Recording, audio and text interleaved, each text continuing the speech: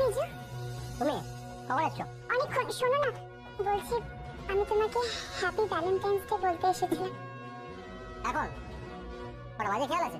না না, শোনো, আমি অনেকক্ষণ ধরে তোমাকে এসএমএস করেছি, কাল রাতেও এসএমএস করেছি, ফোন করেছি, তুমি তো রিসিভই করছিলে না। কাম অন ইয়ার, বিজি ছিলাম, আরে পার্টিতে ছিলাম।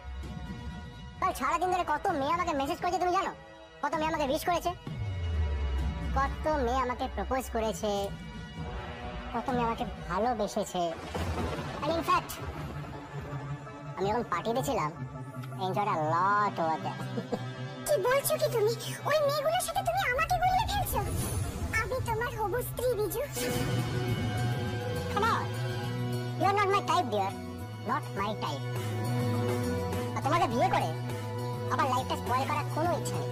তুমি এসব কি বলছো বিজু? আমি তোমাকে ভ্যালেন্টাইন্স উইশ করতে এসেছি। সো ভ্যালেন্টাইন্স ডেতে আমাকে প্রচুর মেয়ে উইশ করেছে, তো সবাইকে কি আমি বিয়ে করবো নাকি? দেখি সবাইকে বাড়িতে সংসারে নিয়ে আসবো। শোনো, এই ডেড বাড়ির বউ হওয়ার জন্য একটা যোগ্যতা থাকার দরকার।